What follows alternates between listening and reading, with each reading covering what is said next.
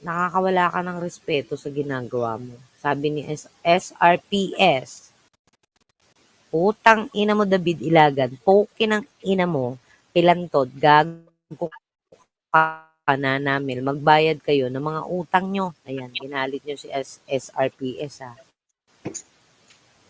One more time. Sabi ni SRPS, utang ina mo David Ilagan, sobrang yabang mo, sinungaling ka, gago ka. Diba? Kaya nabubuli ako, alam mo yun? Oo. Kasi parang, ito ba yung David Ilagan na kilala ko? Bakit, parang tanga? Wala, nalaos, tumandang lumaos eh. Dapat yun nanahimik na rin siya. Papasikat pa rin, wala na. Naku, kawawa naman si Brando. Wala na lang din ang nanonood pag naglalag. Sabi naman ni SRPS, ano kaya ang kinain ng putang inang David Ilagan, Jacolero, para sabihin na kumpare niya yung piskal? Para kaya kahit papaano mabawasan yung kapraningan nila Bansot at Bilat. Wala yun, pakonsuelo de bobo na lang yun. Kwento mo na yung nanigaw sa'yo, yun mismo. May hawak na naman ng kaso. Si si David Jacula, kaawa rin. Kasi dati, maraming naniwala,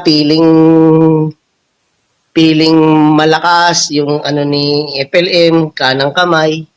No, kabagsak-bagsakan naging utusan ni Belmont, Tanggalin din ni Belmont lahat ng mga inano niya. Lahat ng kanyang mga ipinako sa krus, nilagay sa kabaong, mga binalahuan niya, si Pilantod, binaboy-baboy niya, si Heki, binaboy-baboy niya, tapos si David Jacol, pinako sa krus.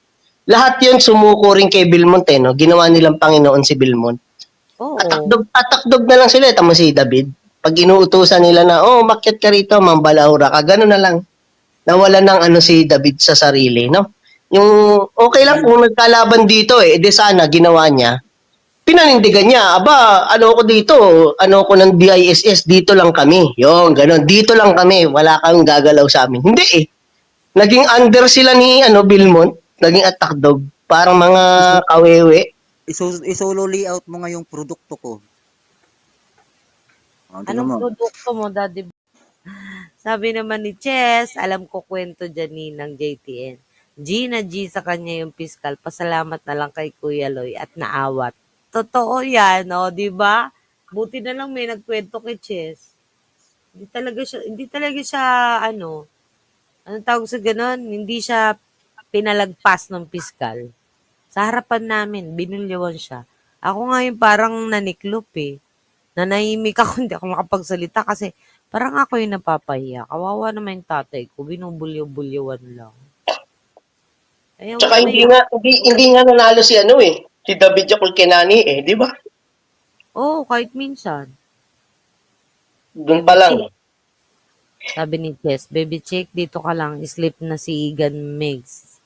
Nag-join sa video call namin, ang kulira. Huwag masyadong mayabang. Ayan na, SRPS, may nagpatotoo, may nag-second demotion sa akin. Basahin mo yung comment ni Chess.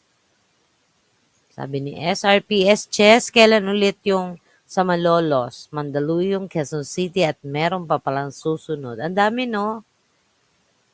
After Holy Week na natin pag-usapan yan. For the meantime,